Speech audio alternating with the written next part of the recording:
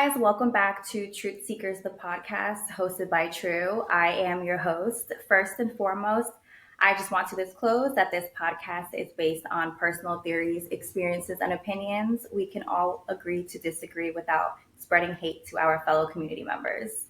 So today I have a special guest on our show, my friend Robert, and he has dedicated a lot of his life to preaching about spirituality, helping other men get in tune with their own spirituality, and helping others on their journey.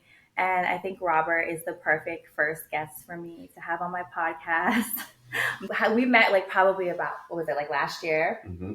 And I remember we had the best conversations, and Robert always was really into just, enlightenment and figuring out how to navigate today's society. And when I told him about this podcast, he was open. So thank you so much for joining me today. Do you want to kind of introduce yourself? Sure, yeah. Well, first of all, thank you for having me. I'm flattered to be Of course, the first guest.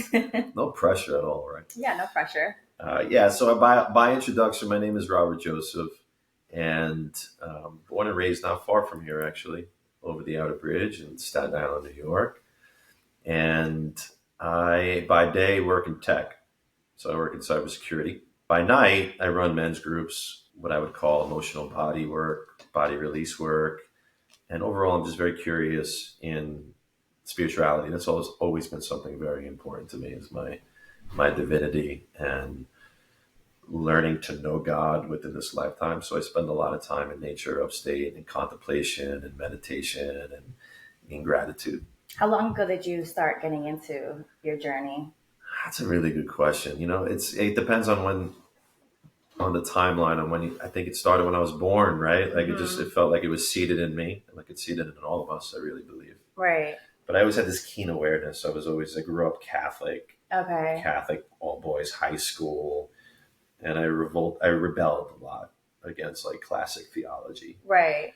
You always wanted to find your own path. I always wanted to find my own path. I always had questions. So it kind of set me on a quest. So I would say it started pre-adolescence, where I really started getting real curious. Okay. Now, when you were in pre-adolescence, did you have friends that were kind of seeking the same thing, or did you feel kind of like you were on your own? I always felt on my own. Yeah.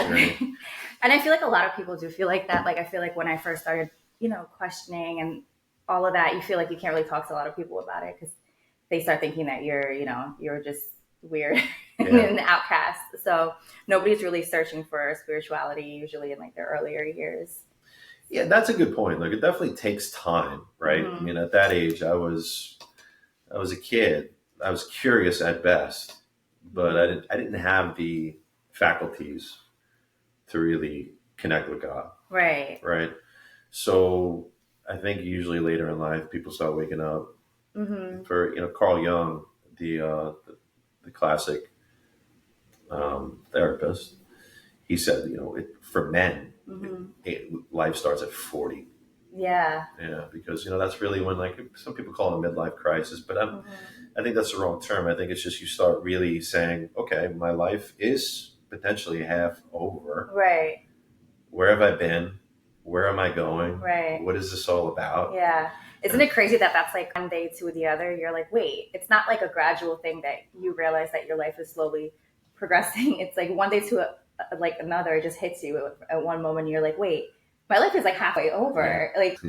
Yeah. You think you're invincible, you're going to live forever. And then I feel when you realize you're not, you start really questioning our purpose and why we're here. I agree. Yeah. I love that you do this work with men, because I feel a lot of times men have a problem just opening up and being vulnerable and admitting that they're seeking something. I feel us women, we have a better support system when it comes to that we can go to our friends, and it's not looked at as vulnerable. But with men, for some reason, it's you can't have those deep conversations. Nobody's really talking about those subjects, right? And it affects every day. It affects their relationships with women, their relationships with themselves. So that's great that you do this work, and I'm sure you probably get, a lot of interesting stories. And oh yeah, absolutely. It's critically important work for men to do, because at the end of the day, right, when I think about masculinity, it's something that it's not really our birthright. Mm-hmm. Our birthright is our gender, being a boy and becoming a man physically. but really our fathers, Mm-hmm. generally speaking, are going to be the personification of what masculinity is. Right.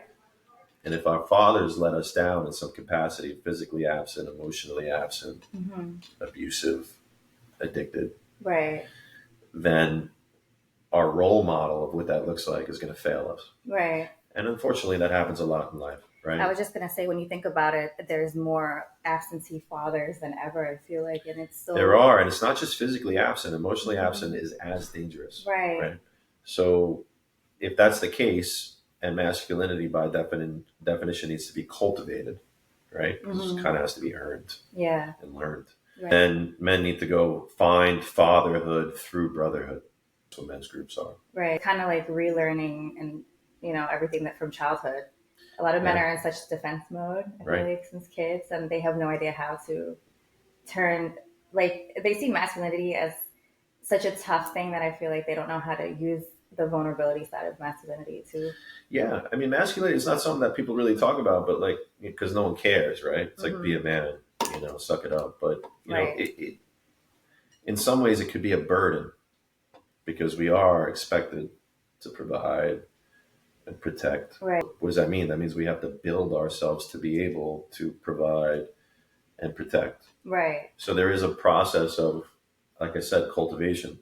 We have to build ourselves up and prepare for the unknown. Hmm. I've worked hard my whole life, and I never knew why until recently.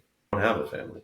But since my early 20s, I've been working for that point where if I do have a family, they don't have to worry. Everything's taken care of. Right. So if you have a family, great. Then you're going to have the pressure of being able to sustain it. If you don't, you're probably preparing for something Right. because it's not about us. So I'll give you a quick story. I have a friend in the men's work, and he's got a different energy than me. He's very like kind of, I would say, even calmer in some ways. Hmm. So I don't like when people say masculinity is toxic. I think that's a dangerous narrative. Right. I believe masculinity, like femininity, can be unhealthy. Of Hmm. course, right? We're Right. humans. Right. But he was at a hotel and there was women in the pool and one of them said, "Men ain't shit," right? Hmm. She was like, "We don't need men." And my friend very calmly says, "That might be true, but if there was an emergency that happened in this pool area, if someone just came and started shooting, Hmm. if there was a fire, men would instinctively protect you. Right. It's not a law. Right. It's not in the Constitution. Right. You're not going to jail if you run out of the building. Hmm. But there's something within us that does care about women, does care about children, does care about those who are weak. Hmm.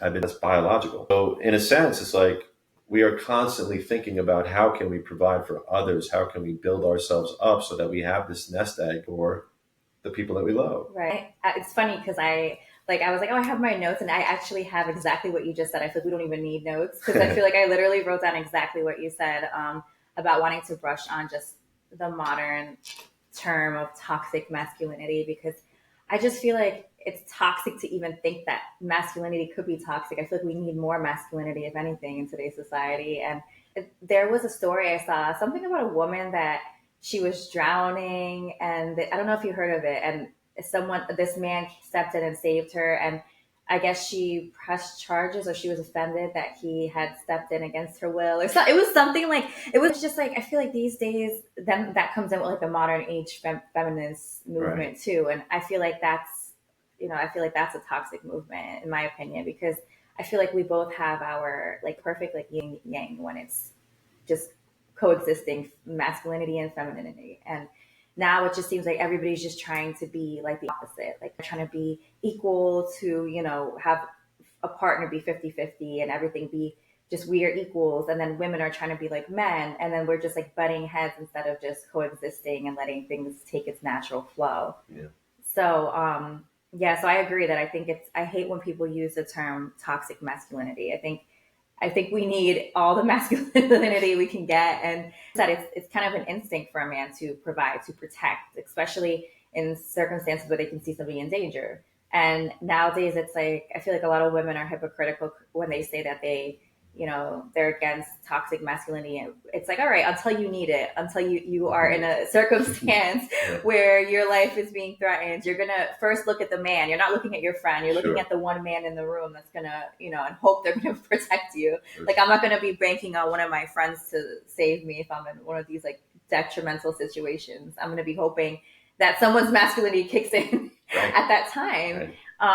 But I think that's also, I think it's just being pushed, that whole agenda that men shouldn't be masculine and women need to be more masculine and men need to be more feminine. I feel like it's kind of like Hollywood is actually pushing that too.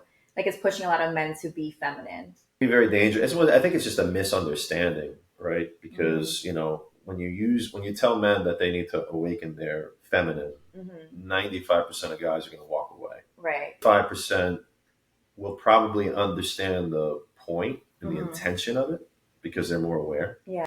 But the word itself, it's not really the right word, right? Yes, we have the masculine and feminine within us, but I think when we get so obsessed with those words, it loses context. We are, as a human being, we are both rational and we're emotional. Right. We have to be able to use both of those faculties in unison, balanced, harmonious way. If one of those are overextended or one of those are underused, we're going to be out of balance. You do have men that are overly rational, and you have men that are overly vulnerable. Neither of those are really healthy. Right. Most guys are overly rational. So what they're trying to say with awaken the feminine is you got to learn to be more instinctual, intuitive. Right. You have to be able to be more vulnerable. You have to be in touch with your emotions. That's correct. Compassionate. Yeah, compassionate. All these things, nurturing, right? A man needs to master his being. That's what they're trying to say, but the verbiage can be very misleading. Right. With feminism. Yeah. Feminism by nature is a movement that says women should be equal to men in different capacities. Absolutely. My view from what I see in my industry, I work in tech. Yeah. We have done that masterfully. Right. I don't see any imbalance in my world. Okay. But the extreme of it is you don't need men. It's a lie. And I think that's like modern day feminism, because before it was just like we're fighting to have, equal jobs and equal pay, and which, yes, we should. I think like you said, I think we overcame that already. And now it just turned into feminism. Now is just something completely different, I feel like, than it was like 50 years ago, the definition of feminism. It seems like now feminism is literally about hating men. It can be. Yeah. It can be on the extreme sense. But, again, it's a little disrespectful. Like me saying we don't need women. Those words would never leave my mouth. Right. I honor love because all birth comes through women. Right. So we have to honor our men because, yes, of course, there are a small minority of men that can cause damage to families, to industries, to politics. Most men are just going to save children from earthquakes that are buried in rubble. Right. Who's going down into the coal mines? Who's cleaning out these sewers of New York City? Yeah. Who's picking up your garbage on the street? Yeah, who's running into fires, rescuing families and animals? So I agree. This division between gender is the most dangerous division that we could have. Yeah. Because if men and women aren't getting along, if men and women aren't coming together to create, that's God's agenda. Right. Is continuation. Yep. That's why he gives us this sex drive. Right. Right? We're becoming at odds with each other, and it's causing a lot of confusion. Yeah, and it's like you can even see it when there's somebody that they are lacking masculine energy in their life, and a lot of times, sadly, there's a lot of fathers that are not present, and you can tell when a woman or a man is lacking that masculinity in their life and just that masculine role. Not always, because some people have done like their healing and all of that, but a lot of times you could tell when the masculine role is missing. So for us to say that we don't need men is crazy. Like, we need men just as much as we need women, but for different reasons. Right, but to your point, now here's a little girl that grew up without a father, or a father that didn't give her what she wanted. Of course, she's going to grow up to be a woman that's like, men ain't shit. Right. Her father wasn't shit, right? When you see that, we have to have compassion to say that's coming from a personal wound. Right, it's of her. Yeah. Yeah. And most of the time, people that, are just like have that demeanor, it is from a place of hurt. So what would you recommend somebody to do that's lacking masculinity in their life? As a man or as a woman or as both? Well, both, yeah. Well, I think for a man, it's pretty simple. Like, you need to find the brotherhood, because most like indigenous tribes, they have a rite of passage Right. for boys to Okay. become men. Mm-hmm. In this country, we don't have that. Right. So men's work is not known by a lot of men. That could be a great indoctrination into reclaiming your masculinity, to be around healthy men. Right. A lot of men they use women as a way of socialization. Dating is their life. Yeah. Now there are these princes that are just constantly around women. They're not around men. Mm-hmm. And when they're around real men, Mm-hmm. they're nervous. So they need to get comfortable with real masculine energy, healthy masculine energy. For a woman, I think it's a little bit different. I think a woman needs to go inwardly and say, why do I have this view of men? Is it because of my own experience? Yes. Right? Because if your father was missing, Mm-hmm. then you probably don't know what healthy masculinity looks like. And therefore you dated men that don't represent healthy masculinity. Right. You're in this karmic loop. All men are Right. garbage. But you're just kind of projecting which is not true. Known. It's your world. Right. It's not the world. Mm-hmm. So you need to go and look at that pattern in your life and say, how do I escape this? Because it is karmic and it does go back to the father wound, that I could recalibrate and actually start attracting healthy men in my life.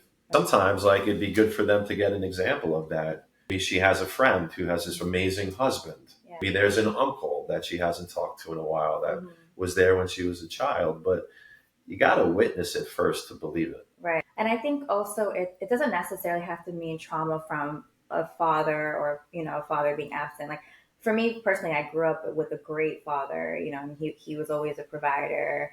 He was always, just a great example of a husband. So, and I have other friends that have grown up with good fathers, but for some reason with dating, they might have, chose the wrong partners. And it seems like kind of a test that keeps testing. So it's like we will say like, oh my God, all these men out here suck. Like there's no good men in the dating pool. But then you'll see like that small percentage of people that are happy. And I'm like, okay, this gives you some hope. Right. I feel like it doesn't even have to be a father. It could be also just in general having bad experiences dating. And then you just get into that mentality of like all men are the same. And, but like I said, you do see those few examples that give you hope, and you're like, okay, this, there is good men out there, just like there's good and bad women. Maybe I am a little biased. I think there's more good women, but no, I can tell you some stories, but yeah, no, but I know. I mean, there is, like I said, even the men that a lot of times the men that we see is like, they're putting us through a lot of trauma. It's them not being healed and them not finding the masculine example for them. That a lot of fathers are not there today, and like you said, they could be physically there, but they haven't really taught them how to be a masculine man without it being toxic. It's almost like sometimes men feel like resentment towards having to be masculine. Like that's another thing too. Yeah, a lot of men are like, okay, well I'm being the masculine man, or I'm providing, or I'm the provider, I'm the protector, so that means I can go cheat, or that means I can go do something else. It's like they're angry that they have to do that role in a weird way. And I mean, I don't know if it's because maybe their partner's not, in their feminine enough, but that's another thing. It's just really rare to find men that are healed to the point that they actually are really enjoying being in their masculine. And I think that's where men should, strive to get, is it's actually feeling like being in their masculine is fulfilling for them. Yeah. That's a really good point, because as I said earlier, it can feel like a burden, especially when you're building, right? But you do get to a point where some men enjoy it. Right. They enjoy this idea of providing and protecting and building businesses and really having a real mission and purpose. I think that's the missing ingredient for a lot of these men that you're describing. Yeah. Is if you're just working purely for money, or purely because you have to provide for your family, of course you're going to get tired and exhausted, especially if your family's not appreciating it the way you expect them to appreciate it. If you actually, and I think this is the missing ingredient for a lot of relationships, is the man has a mission. If the man has a mission, the woman will always appreciate him and always respect him. If she sees that he doesn't, and he works 50 hours a week and then just watches Netflix all weekend, drinks beer, and if he's providing adequately, it's going to be like, you're so much, I see your potential. You don't see it. You're lazy and you're bitter and you're angry. And yeah, you put food on the table, but I don't feel you. Right. Like you're not purpose driven. You're not purpose driven. Yeah. This is why I think, women and men, we all need to go inwardly and form a relationship with God. Mm-hmm. Because what happens is then it becomes less about our personal will and more about God's will. And if we align with God's will, then our life becomes about service. And when our life is about service, everybody around us is in admiration and respect and reverence for who we are as a person. And then moreover, they join in service. Mm-hmm. If I had children and they see me, let's say, volunteering at a soup kitchen every weekend, Right. it's contagious. They're going to want to join me at that soup kitchen. Right. So who do they become? Watching me embody this level of consciousness. That's how you pass down the right habits for the next generation or for your kids. And Yeah. yep. And that's interesting too, because I feel like you said, it's, about kind of pursuing the mission of what God wants you to do, not just what you want to do selfishly. And I feel like people now more about want what they to be accepted for anything. Like there's no rules anymore. Like there's no foundational like morals in society. Like there's like, all right, everything should be accepted. And that's kind of where we're going now. Like, and instead of saying that, all right, what's right is sometimes not what I want to do. Like sometimes the right thing is what I don't want to do. And we just have to accept that. And I feel like a lot of people know in their conscience, like what's right or wrong. They just think that, God should accept them, like whatever, accept any behaviors that we do. And it's like having like a parent, instead of saying like, oh no, this is the right thing to do and this is the wrong thing to do. It's like, it's just kind of like a free for all. It's a free for all. Yeah. And the problem with that is we need a compass as humans. We need something to follow, otherwise we'll be misguided. Imagine like my parents are like, you're 18, you could move out, go do whatever you want, and I'm like, cool, the world is my oyster. I could get hurt, right? And that's the whole point of religion, is they try to take this mysticism and put it into some text, some structure, right?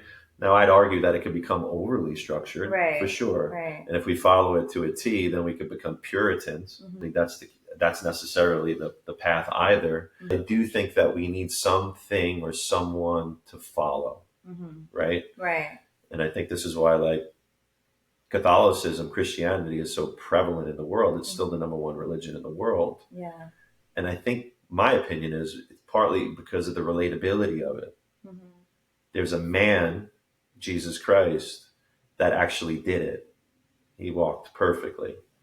Okay, I'm never going to be Jesus Christ, but I have a perfect example. It's very simple to see, because if God didn't send man, then how would we really even fathom God? We'd start going, what we do, right? Source, energy, right? We'd start trying to figure it out. But God's like, I'm going to send you man so that there's relatability. Right. I'm going to send a human. And that human is going to embody godliness. And that human is going to show you your potential. So I think that we need that, because our conscience, I agree with you, we have a conscience for a reason, but at the same time, how many people's conscience fail them? Right. How many people think they're doing the right thing and they're actually hurting everybody that comes into their sphere? So their moral code is flawed. Right. There's no like higher than them code that they're following. Exactly. They're just going by their own beliefs. So that's the good thing about it's like having law or something, it's like having government or something. I mean, when it's like ran correctly, but it's just by like having rules in general. I feel we all need rules, like of what to follow. And like you said, there is a fine line, and I'm still like, I just started going back to church, and I always believe like you just need to have your own personal relationship with God. You don't technically need a church, but it's nice to have a sense of community, whatever works for you, So I've never been super religious, but I've always had like that spirituality side of me where I'm just like seeking my own relationship. I do acknowledge that it's not, there is sometimes things that I might need to follow that I don't want to follow, that I myself, that's not my natural instinct to do, but I feel like it's just, you need that right from wrong. And you need those teachings just to tell you, like, to get you on track. Cause it's so easy now to get off track. Like it almost seems like the wrong is the right, like, cause it's so common. So it's good to have just something that keeps you centered. I agree. And it also gives you peace, right? It's like, for example, the Bible, you could argue whether we should take it literally or not. But I don't know if that's always the right question. Like, we need to reframe the questions. I think a better question is, how do you feel when you open the book? Right. How do you feel when you have a cup of coffee and you open up the book and you read it? Does it give you peace? Right? Does it give you hope? Does it give you faith? Does it make you walk differently throughout the day? That's what's really important. That's how you know something's sacred. Right. Right? How do you feel if, you go out and you get drunk and you take some guy or girl home that's a stranger and the experience wasn't what you thought it would be, and that person kicks you out of the house, doesn't get you a taxi, and you got to find your way home at 3 a.m. Right. I'm not saying it's right or wrong. Right. That's not for me to decide. Right. But the feeling that you get after it is the truth. Right. The body will tell you the truth. This is why I think, to your point, having a personal relationship with God is so important. Yeah. Because it is through our heart that we know God. Right. You don't just want to read scripture because you're supposed to and it's routine. Right. You want something that resonates with you, no matter what it is, no matter what the way to get closer to God is. Like I said, if not everybody has to go to church, but some people do, and some people feel it more when they go. So I feel like whatever your personal path is, not everybody's the same. So we got to just kind of lock in with what our personal path is and how to just like tap into that and stay disciplined and consistent. Like, I know for me, staying consistent is my like hardest thing. Like I feel like it says if something always tries to hold me back. Like as much as I try to be consistent, it'll be like 10 steps back to not be consistent or disciplined.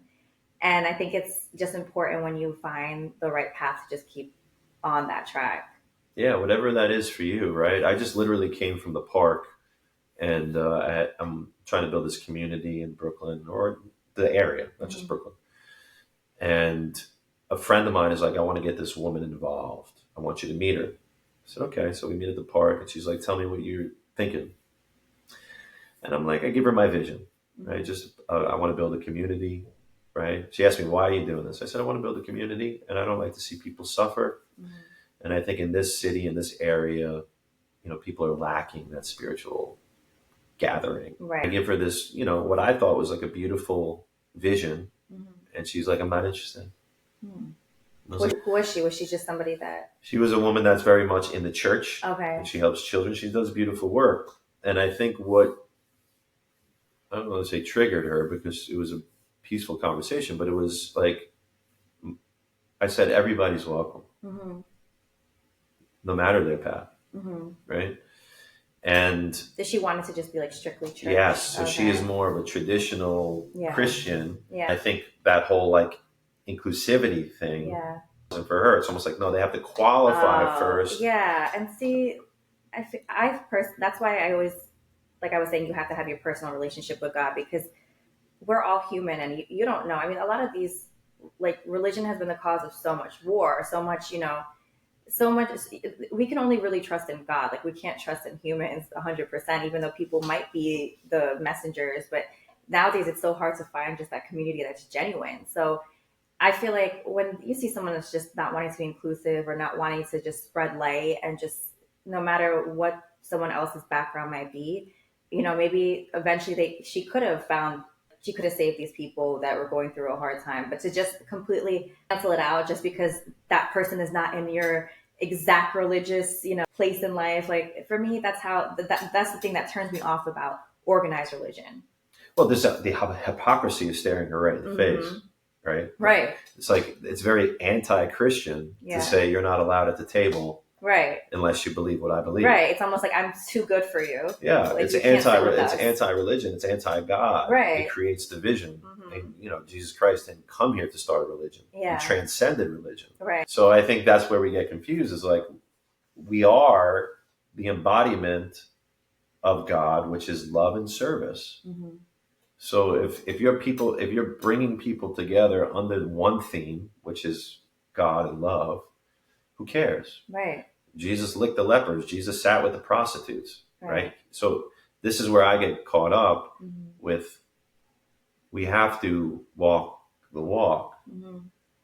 And if you're a true Christian, then you are emulating Christ, and Christ would not exclude anybody from the table. Right. Right? So I just find that interesting. And to your point, there's different stairways to the top of the roof. Yeah.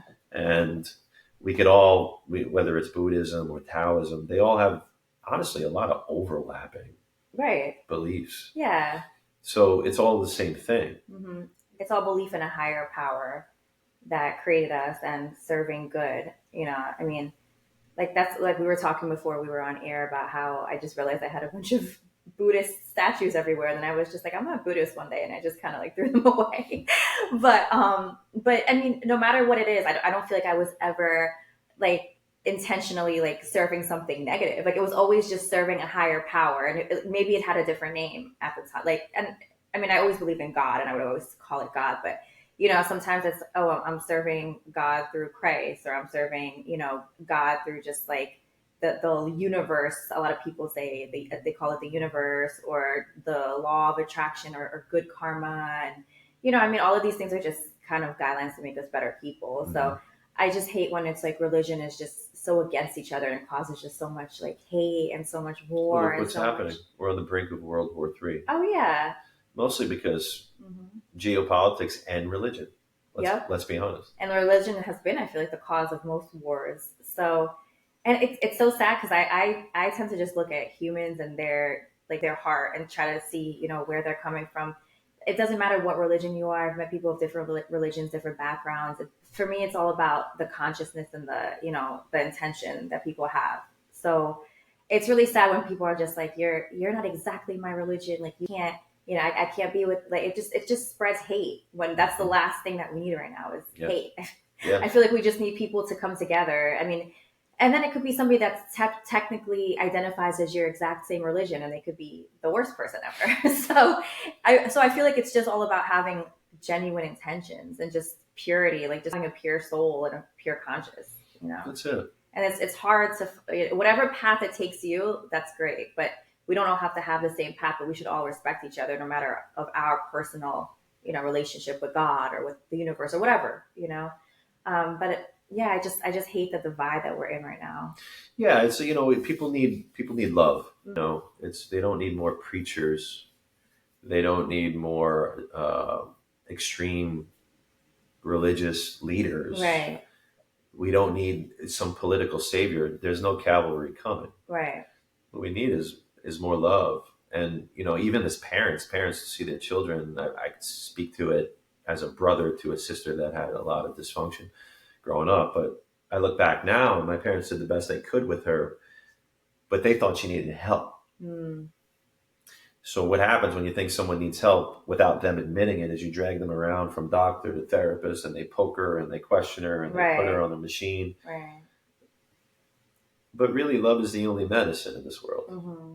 You can take all the pills you want. You're treating the symptoms. You're not getting to the root. If everybody was giving each other more love and space and vulnerable settings like this to talk about real life, right, we would slowly begin to raise our consciousness. But we're living in a world now where people haven't even healed. Yeah. Or they haven't even started to even think about healing. Like that's just not even in their realm of thought. I feel like it's all about our inner child, just going back to that and like to the purest form of ourselves and kind of unraveling everything else that's happened after that. And a lot of people, they'll never get to that in their life. And that's so sad that a lot of people are never going to be their most authentic, purest self because there's just so much resentment, so much hurt. And no one really wants to go through those layers of unraveling all of that because it's hurtful, it's messy. It's not easy, the healing process. So even to begin it is probably the toughest time of the healing process. It's really hard. You have to go into the belly of the whale. Right. You have to descend into your own personal hell. Yeah. You have to go into the darkness to see the light. And most people will give up at that stage. Yeah. They'll say, this is too difficult. This is too hard. It is difficult, but anything worth doing in life is difficult. Yeah. It's a payoff, right? And that, I think, everyone, from what I see, a lot of people think that you just come in and you know God. Mm-hmm. But in my experience, you have to earn it because it's a frequency. Right. And if it's a noise to signal ratio, and if there's too much noise coming in, then you're not going to get the signal. So you have to manage the noise, manage the chaos, and then edify that signal so that you could begin to feel these things, right? Yeah. You get on that road of Christ consciousness or enlightenment or whatever you want to call it. You start experiencing things in your body, whether that's spontaneous tears, whether that's just huge releases of emotion, whether there's bouts of joy and bliss. And then you start going, oh yeah, this is real. And it's not what I thought it was. It's not some bearded guy in the sky. Yeah. There's this something in me that I feel, and it's in my heart. Like an internal light. An internal light that begins to shine. But we got to get the debris off of it first. We got to brush it off, and it takes time. Yeah. And it could be a lifelong journey. It could be a multiple lifelong journey. But I really believe, this is my personal opinion, we are here to reach our potential, godly potential. Yeah. Because if we have people in political office, if we have people running these industries that are godly, then the world will start what I believe to be correcting. Right. In the right way. Slowly shifting back to some normality. Well, some sense of rightness. Yeah. Yeah. We're at the early stages of an awakening, is from what I see. I think I'm like, we're either at the early stages of we're at a crossroads. Like we're either at an early stage of an awakening or the beginning of the end times. So we don't know which direction. Speak about that. What does that mean, the end times? The beginning of the end times. I just feel like the way that society is going now, like we just can't continue this way.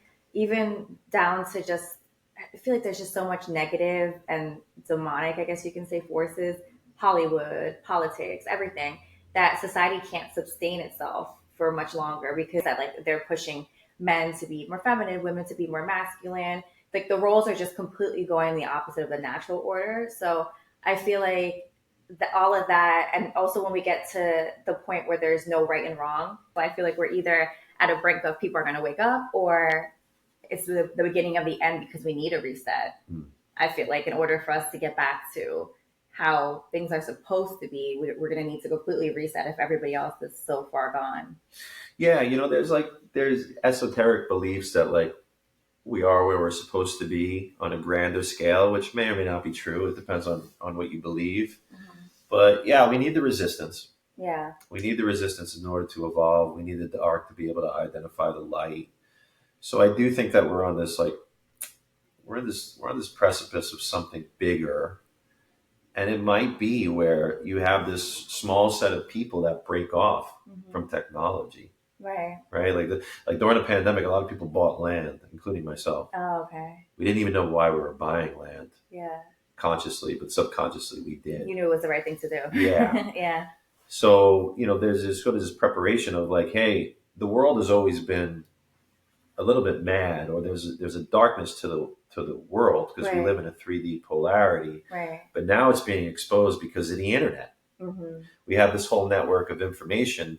And if you don't know about it, that means you're not asking the right questions to the AI. Right. Or you're not asking the right questions to YouTube, because you could go down some rabbit holes. Oh, yeah. And you can find out some uncomfortable truths. Yeah. Not even conspiracies, like uncomfortable truths of, how societies used to exist in the shadows. Right. And how societies exist today. For example, child trafficking is the second biggest crime, billions and billions of dollars, right? Oh. The only crime, are we off? Why did it cut us off? See, that's the demonic forces. Oh, wow. Yeah. Trying to prevent us from speaking the truth. As soon as we started talking about child trafficking, they're listening. You see? They tried to cut us off. I believe that, by the way. We're on to things. I believe it. Yeah. So only drug trafficking is bigger than human trafficking. And I heard that it bypassed the drug market in the past 3 years. It's possible. Yeah. And think about it. Does anybody know where those children go? Can anybody answer that question? I can't answer the question. But when you look around at these elitists, they're invisible and they're in the shadows, and they always been from the Freemason days. And they do that by design, and they have underground communities and kingdoms, and they indoctrinate these children, and they do black magic on them. That's not a conspiracy. I mean, you could look that up. That industry of human trafficking is over $30 billion. The children are going somewhere, and they're not in your backyard, and they're not in plain sight. So what people call conspiracies Yeah. a lot of times are uncomfortable truths Right. that we don't want to admit. It's just easier to brush something off as a conspiracy. Yes. Yeah. And now they're starting to get exposed because people are starting to learn about it because the information is there. People that got out are talking about it. Okay, so now what do you do with that information? Well, your best bet is to mobilize and form new systems and create new communities and have places to go. Because if I told you 5 years ago there's going to be this global virus, it's going to affect every single person in the world, 7 billion people, and those people aren't going to be able to leave the house. And if they do leave the house, they could contaminate you, and you could get sick, and your family could die. You'd be like, "You're a lunatic," right? You wouldn't believe me. Well, so those kind of things have proven to happen, and they certainly could happen again. We don't have to live in fear, Right. but we have to be smart about where we live, how we live, who we choose to live with. Right.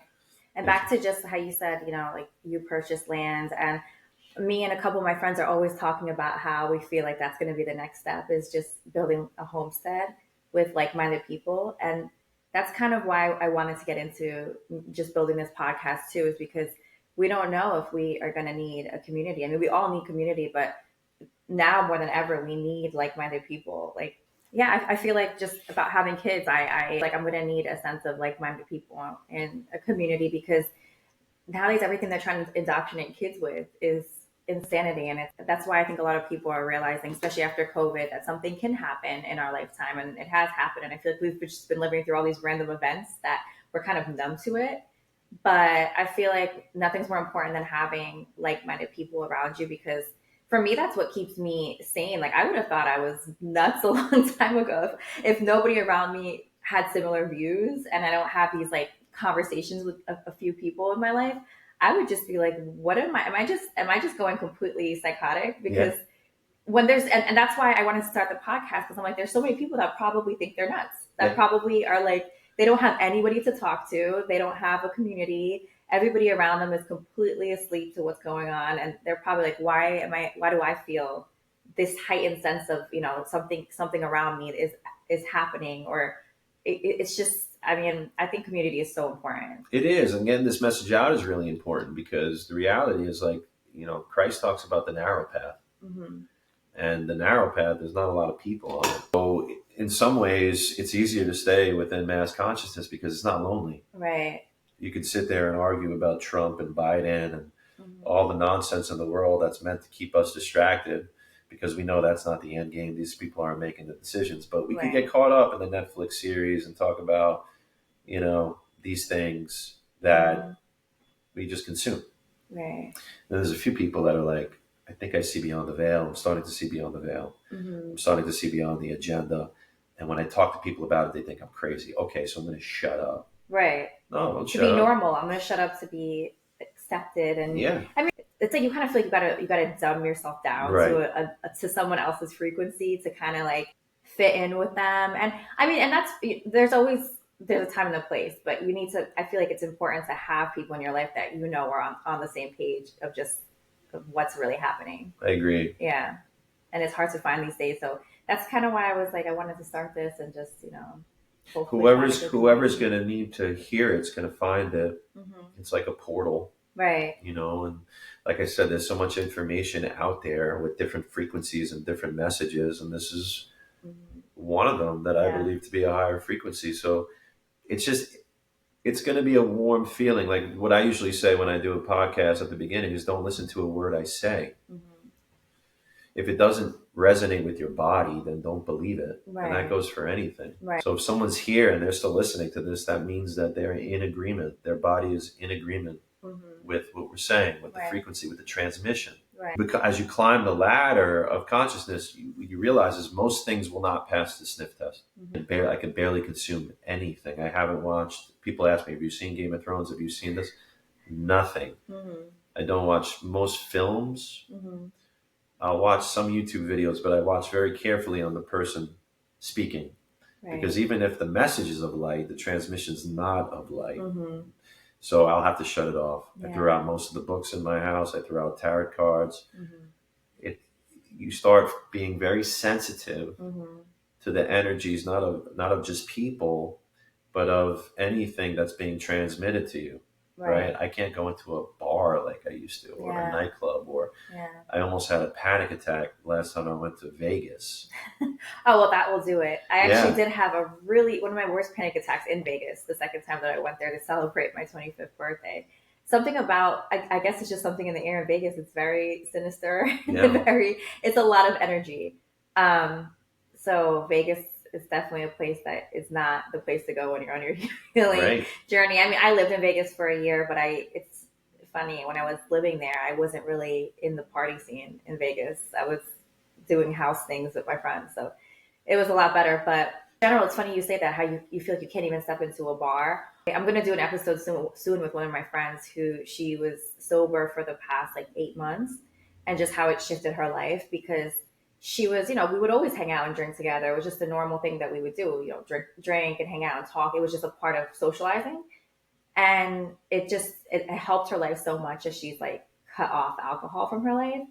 And I was telling one of my friends, I'm like, I feel like every time I'm like on a journey to self discovery and just on this path of doing the right thing, for some reason, drinking doesn't hit me the same way, and alcohol doesn't affect me the same way in some reason. My like body and soul is literally rejecting it. Mm. Like I don't even feel a buzz. I don't feel enjoyment out of it. It's just, and I could try to compartmentalize and say, okay, like 5 days, 6 days of the week, I'm doing my best, and then I can have a day that I'm just out and we'll have a few drinks, and I just won't even enjoy it. It's like I'm literally like my spirit rejects it. Mm. And that's interesting because it does say that, like, like wine and spirit, like it's a spirit, Right. alcohol, and it welcomes spirits into your life, negative spirits. So The original definition, I believe, is flesh-eating spirit. Yeah, that I don't doesn't know if sound it's fun. Aramaic. I forget the original translation. It's not Greek. I think it's Aramaic. Flesh-eating spirit. Oh wow. Yeah, I know what you mean. It's Yeah. I what I've learned now is that some of these things, like alcohol. I mean, I don't think complete abstinence is always the answer, but I Right. do believe like these pleasures in life need to be managed Yeah. and held with reverence. Mm-hmm. So now I'll drink alcohol. I haven't in a while, but like if someone's celebrating Right. a new podcast, or it's someone's, I don't know, just something. I thought about taking my father out because my mother got sick and he's been taking Oh. care of her, and I haven't had a drink in 6 months. So like Mhm. as a way of saying thank you, Right. A having a drink special with my occasion. dad, right? Because it's ceremonial. Mm-hmm. And if we could do things with more intention and with more of that Mm-hmm. ceremonial purpose, Right. life becomes more fulfilling. Those Right. pleasures become much more interesting Right. I instead of agree, and abusing I it. and I tend to be extreme with things sometimes, but I think it's now I'm about finding my balance. I'm not gonna be from one day to the other. Like I don't drink alcohol at all, and I'm Right. just like this sober person that just never has fun. When I was the complete opposite, like a few months ago. Like I'm about finding the balance. So even like I went to a whiskey tasting a few weeks ago, and it was just so knowledgeable, and it was a great experience. The woman just knew exactly how to like teach you about the notes and about the pairings, and it was a great time. And I feel like I actually got to taste the whiskey and enjoy it, and not drink it to get drunk, or Mhm. not drink it to feel good. Mm. And I didn't have an urge to go continue drinking like I probably would have and make it a night out. It was just kind of like, oh, I actually just enjoyed this experience, and I learned about whiskey and I learned about pairing, and it was good to have that limitation of, I didn't start drinking to just make it a night. Like I could just enjoy just the fun aspect, the Yes. socializing aspect of it. Yes. So I think that's just little things is just good to find your balance, because it's all about just finding a balance. There's, I think so. I mean, I think that we are, divine and human. yeah, And, being able to find that balance between our humanness and our divinity is really important. And if we ignore one of those aspects, or we abuse hmm one of those aspects, then, we'll probably get into trouble. I have the ability to uh, go into isolation hmm with my spirituality, hmm right? And maybe for very few people, that's a path, like a monk. But I'm not a monk, hmm you know. So I could find myself for months and months being in nature by myself. And then I realize that now my spiritual practice is out of balance. Right.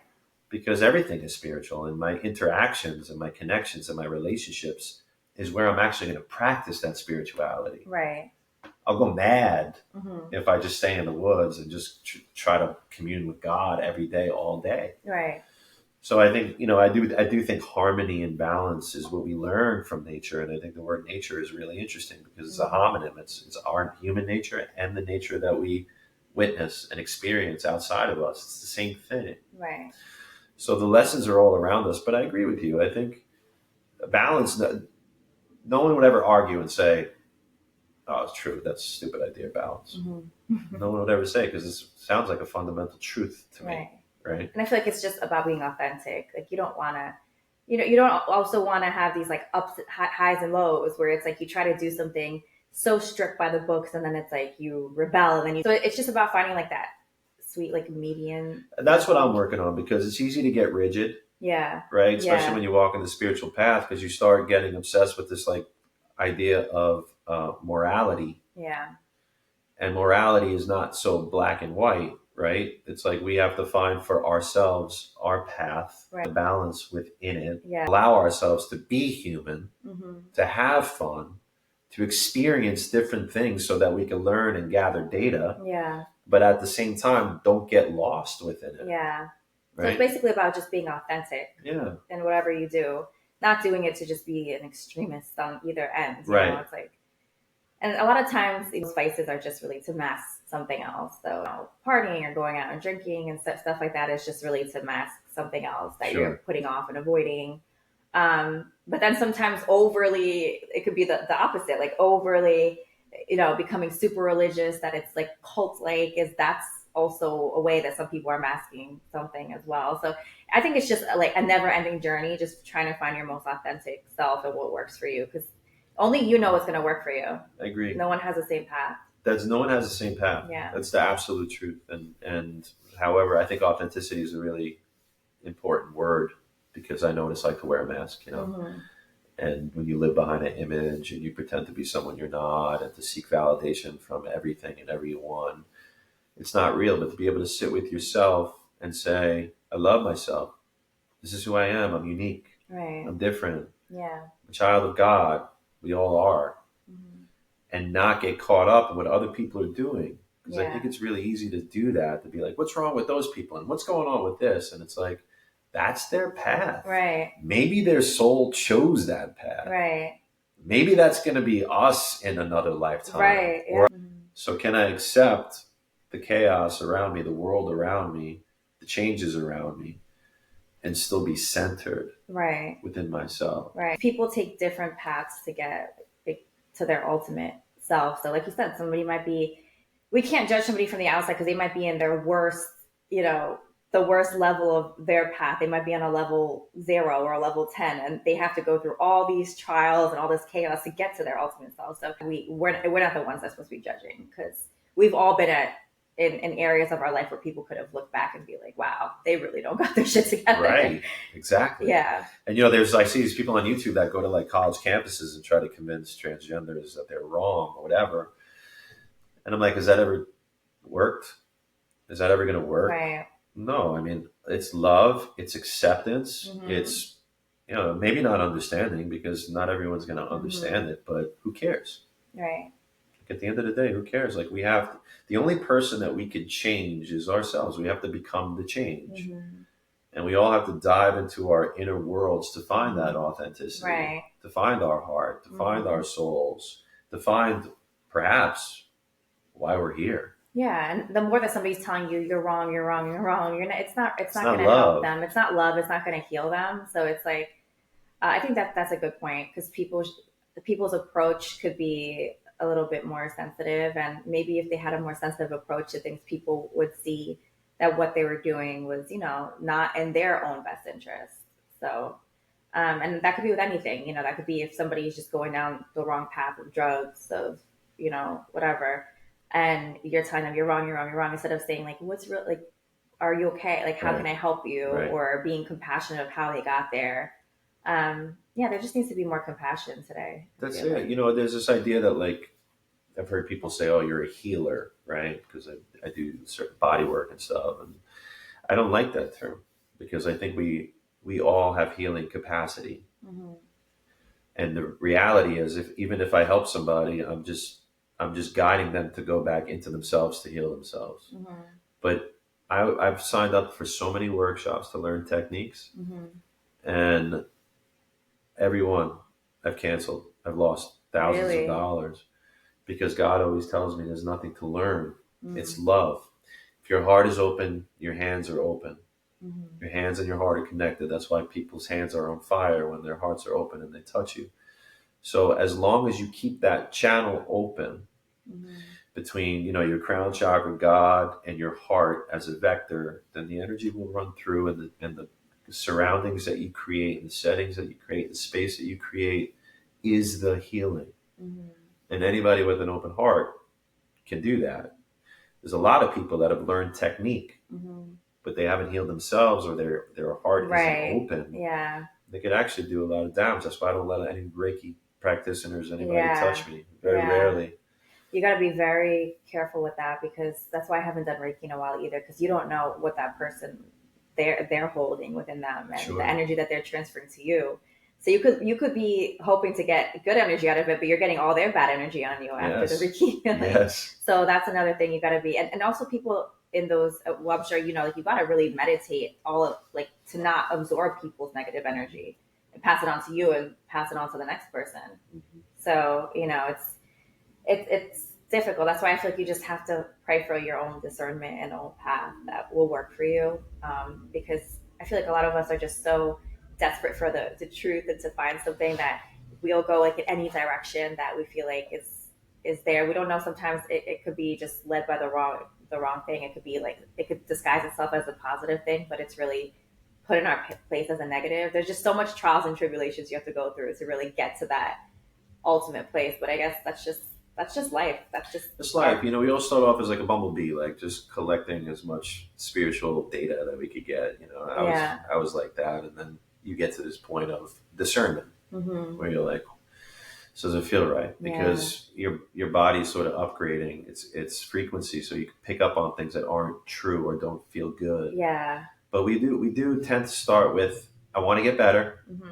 and I'll try anything, and I'll listen to anybody, Hmm. and that's, I think, part of the process. But I agree with you. I think the discernment is a word that we need to use always, Hmm. not just with like, who am I listening to out in the spiritual community, but who am I letting in my bed? Who am I letting in my house? Who am I Hmm. letting into my life? Yeah. Because people will disrupt, Right. and if they're not tapped into true light, they could bring a lot of people down with them. I tell you, I got so many guy friends that have dated with women that were negative, Mm. and some of these women, and guys do it too, because I work with Oh women with yeah. body work. Yeah. They use sex magic, and Hmm. it's powerful, and they don't know they're using it, Hmm. but it's from the animalistic primal ordinances that our men are susceptible to and women could be susceptible to, Hmm. and it's hard to get over that because they're even if they're in the ethers, they're doing the work, and they're Hmm. keeping them like a rubber band Yeah. from moving on. Right. It's like a spell. Yes. And then it's the ultimate energy exchange. So Yes. it's like it's so powerful and people don't realize that. And I think that's kind of where I'm at too, just trying to find boundaries with people, friends, like just people in general that come into my life and just trying to, because I mean, on one end of it, like it's really important, like we said, to have compassion and just have that empathy. But I feel like I tend to be overly empathetic and overly understanding sometimes. And then don't have the boundary of like knowing when to say this is not my project to heal. Like I try to just think I can heal everybody. Everybody has like this light to them, and then it's hard. And then when I get the lesson, it's like I subconsciously know that this is a lesson in the back of my mind, but I'm like, no, no, no. Like they have good to them, or they're. And then I realize, and it could be with male, females, with friends, and then I realize when it's completely everything is just like up in flames and a disaster, and then I'm like, oh, maybe I shouldn't. That wasn't my thing to heal. Maybe I should have just left that for God, or just. I need to know when to disconnect. Mm. So I feel like boundaries are so important. That's like where I'm at right now, trying to find the perfect boundaries. Yeah, that's like a topic that's coming up left, right, and center, like Yeah. especially in men's work. Boundaries is, at the end of the day, like sometimes it's disguised as why it's easier to help somebody else with their problems than to help myself with my own problems. Yeah. So I'm Yep. gonna just have a hotline where anybody could call me, and Right. I'm just going to be a healer, but I haven't even yeah, healed myself. yeah. It's a lot easier to do it that way because men my father worked in prisons in Rikers Island, Oh, wow. and in any prison in the world, the worst punishment you could give somebody is solitary confinement. Yeah. Right?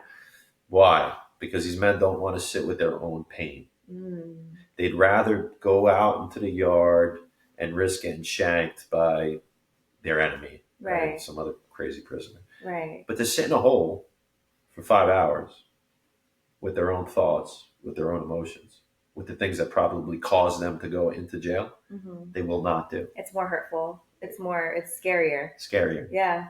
So this is like kind of human nature is like, this was me for many years. I'd see that memory, that event, that betrayal, and I'd look at it like this. And then look away. Figuratively speaking, Yeah. I wouldn't. I'd glance at it. Yeah. What healing is staring at it. It's like looking the dragon in the eyes until he gets out of the way, so that you can walk the path.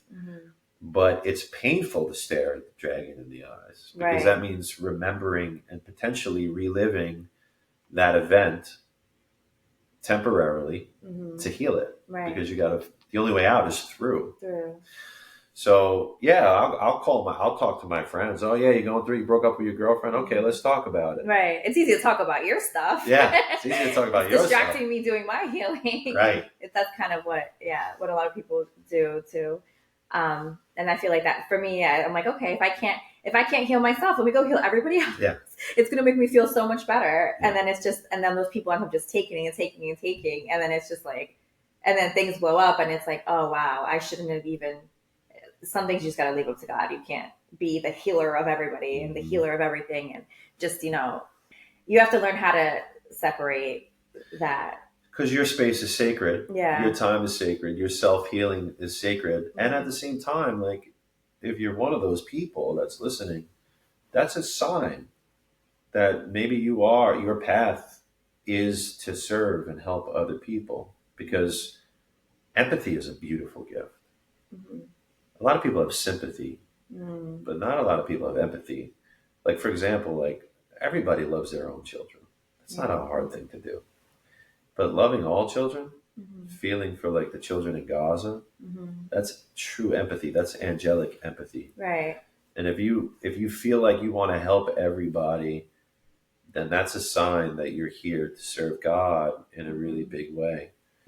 And if we get ourselves right first, then we could actually apply that empathy in a healthy way. Because what I've noticed is like a lot of these healers, they can't step away from other people's pain. That's why it gets stuck on them. Yeah.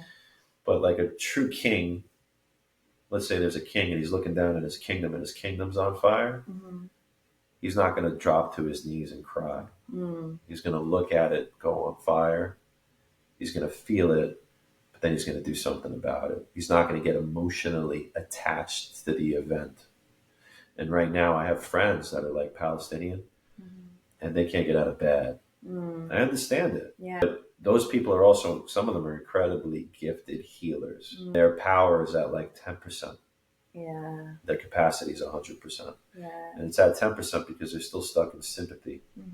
They feel the same pain that all those children are feeling. Yeah. And that's beautiful, but at the same time, it's disempowering. Yeah. It takes away from your power. Yeah, because how are you gonna step into a place of change if you are resonating on that level? Yeah. There's no power. Yeah. And it's really hard to find. I think that's one of the hardest things to do is you have so much empathy for people that it's hard to, because it's a physical sensation. It's like physical, mentally, spiritually. You're so, like you're literally feeling the pain, like you said. Yeah. Feeling the pain and the suffering, and you're seeing parents cry and you're imagining what it's like to lose a child. You're actually putting yourself into their trauma and their pain. And it's really hard to step away and just like turn a blind eye. And then another part of you is like, should I not watch these things? Should I not have like that, empathy that I do? And then it's just like you don't want to become insensitive either. No, so it's so hard to the empathy is necessary to be in service. Mm-hmm. But like, can you feel it and then use it as fuel? Yeah. Feel it, use it as fuel. Almost like, people look at anger in men as a bad thing. Mm-hmm. It's not a bad thing, because anger is necessary. Righteous anger is necessary for someone to step into a platform of change. Right. So I could feel it. I could get aggravated. There's people trafficking children. Mm-hmm. I feel that anger, and then I go build something. Right. I build because it's passion. It's passion for what you believe in and what you think is right and what you think is wrong. And I feel like a lot of people lack that passion. So I think passion is a beautiful thing. I think passion is everything. Passion of the Christ. Mm-hmm. That was his whole process. Yeah. Serving God. Yeah. Right. We need that. Yeah, we need more of that. So do you feel like when the men you work with, how many men do you normally work with? Is it just kind of people that you will come to you, or like how do they find you? Well, it's usually through referrals. Mm-hmm. So I'll start. The group that I run now is 10 guys, Okay. and then we slowly add to the container. Okay. But we take it as a vote, because we don't want to get too big. Yeah. But I'm designing a new format, because now I'm more interested in building movements and systems versus groups. Okay. So how do I turn this into an incubator where actually we could activate thousands of men instead of dozens of men? Bigger scale, basically? Yeah, almost run it like a business. Like you have layers. Okay. Right? Yeah. And you move through a qualification process, and there's a core that keeps the whole thing together. Okay. But guys that are new to men's work could start at the bottom, and maybe there's 8 to 10 groups, and each of those groups has 8 to 10 guys. They learn about men's work, they heal themselves, and then they become qualified, and they can step into service because they're not getting in their own way. So I'm designing that now. Like a fraternity type of thing, but for grown men that are seeking healing. Yeah. Yeah. In a sense. Yeah, it's a brotherhood. It's a brotherhood. And that's really important. So, and I feel like it's great because where do men go these days when they're adults and they're in the real world and they want healing? Like, there's not a lot of places for them to. There's a lot of escapism for men. We could gamble, we could date, we could go to pornography, but there's not a lot of places that prevent escapism, that actually are more confrontational in a healthy way. Right. So I think that's so important because for some reason, like I said, like women, we have it a lot easier with that. We have a lot better chances of finding a community, and being able to be vulnerable. But the work you're doing, I think, is great because a lot of men can use that at any age. It doesn't matter your path in life. Like if you're just starting up, if you're still in school, if you're married with kids, like someone can go there anytime and just decide to work on themselves. And absolutely. And then like you said, women usually have more groups and sisterhoods, but like imagine having what I just described with men with women, right? And then at some point we come together a couple times a year, and we now are creating a real community, that people that are already conscious coming together, want to live together, want to create together. Right. It would be a great place for people to meet people. Absolutely. It's coming with healed people already. Like it's people that are at least working on their healing instead of just going out to a club and trying to find somebody. That's it. I mean, the best thing that we could do, right? Because I know we're impatient. We come into this world, we see a problem, we want it to solve right away. Yeah. Real change, could take, from God's view, could take thousands of years. True evolution, right? The humanity's only been around for 40,000 years. So we see this change. We want it to happen in a couple of decades. The best thing that I believe we could do in this lifetime is mate properly. Just find the right man, find the right woman, have a child with that person that's qualified, conscious, elevated, raise elevated children. And now you create this new paradigm shift. Right. So I can sit here and be like, I'm almost 50. I have maybe 30, 40 years on this lifetime. I can only do so much, but I could set the wheels in motion. And if I brought a couple of conscious kids into this world and raised them the right way and die, that's my legacy. Right. because that kid could be the next, I don't know, civil rights leader, Right. spiritual leader, right? And I think that's the ultimate goal, because it's really like how we're going to leave our legacy. And by doing work like that, like you're breaking those generational curses, and you're making sure that your future generation doesn't have to go through the same struggles, or they're coming in with two healed parents already, so that's already, they're at an advantage. And imagine how the world would be if everybody was coming into the world like this. Yeah. It would be like such a beautiful thing. So yeah, I think that's a great idea to start that community, and just, it's like expanding the consciousness through community, and then it multiplies from there. Yeah. Mm-hmm. It is. You just kind of get out of the way, you bring those people together, and then it becomes like a think tank. Yeah. It's not about, having the right leader or this. It's just creating the container.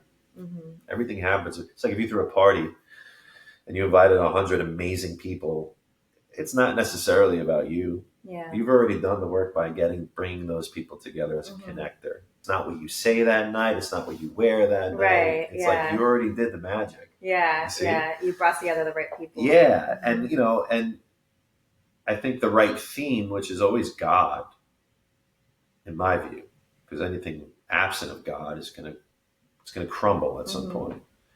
So if you have a relationship and God is not at the center, it's going to crumble. Mm-hmm. Because again, you're reliant on your own conscience, you're relying on your own morality, you're relying on your own spirituality. Right.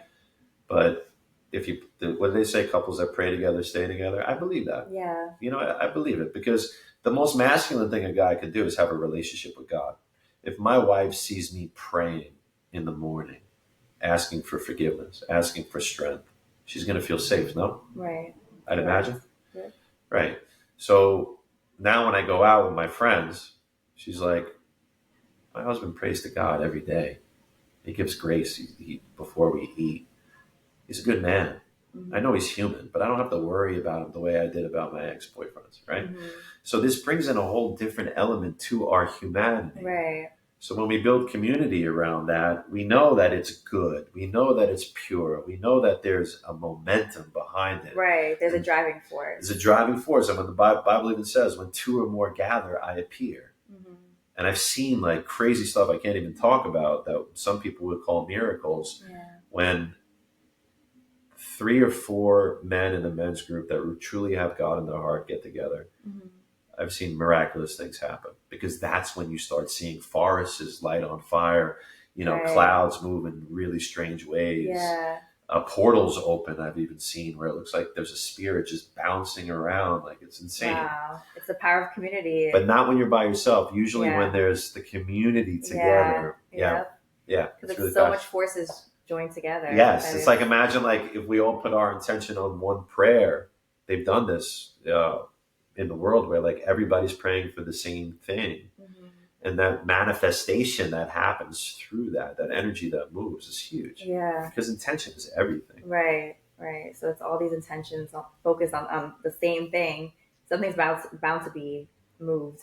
Absolutely. We're a symphony, right? We're all playing our own instrument, but the question is, how well are we playing it? Right. We create an angelic symphony, a harmony together. Mm-hmm. If we're all running around chasing our tails, Yeah. and we influence each other, let's be honest. Right. Like if you that's why your parents when you were young were like, stay away from that girl, she's a bad influence. Mm-hmm. Of course, because if we're in the light, our light's going to be contagious, and if we're in the dark, our dark's going to be contagious. Yeah. So when you create this safe container where everybody is resonating with this higher frequency, Mm-hmm. everybody, it's like a spiral. Yeah. Because it becomes the norm. Whatever you're used to, it becomes whatever you surround yourself with. You could be the most healed person, but if you're always surrounding yourself with a certain type of low frequency behavior or thought pattern, you're gonna pick up on those. Mm-hmm. Like it's inevitable. So that's why it's important to, like I said, have the boundaries, and also know when to step in and when to know you've done your part. And like we said, discernment is important. So, Yes. yeah. So we're really like almost an hour and a half in already. Wow. Well, this might be a 3-part episode. I know. We could talk forever. Yes. But do you have, so if any men are interested in joining, what would be their first steps if they're interested in joining with you? And Oh yeah, they can reach out to me on Instagram. You Okay. could probably drop my tag Yeah. in the episode. I'm in the process of designing this new thing, so that's going to launch next year, and that's going to be, like I said, an incubator for men that not only want to heal but want to be in service, that want to do something meaningful in their life. Okay. Yeah. Enjoy the work you're doing. I think it's so Oh, thank you. important. Thank Yeah, and you. I think that a lot of men will benefit from this, and I feel like it's gonna, like you said, it's gonna help the next generation. So that's all we can Yes, do is hope that whatever we're doing and whatever healing we're doing is going to be passed down eventually to the next generation. absolutely. It's just, it's we all need each other. Yeah. We can't do it by ourselves. I tried. Yeah. I tried, and what Yeah. happens is you hit a dead end Hmm. because we need those reflections, and we need that brotherhood, and we need to feel touch, Hmm. right? Like I've never been. My father, I don't think ever hugged me, Hmm. and they all hugged me at the same time. It was like nothing I've ever experienced before. Was it uncomfortable? No, I think my body was thirsty for it, so it wasn't uncomfortable. It was actually very comforting for Hmm. me. Yeah.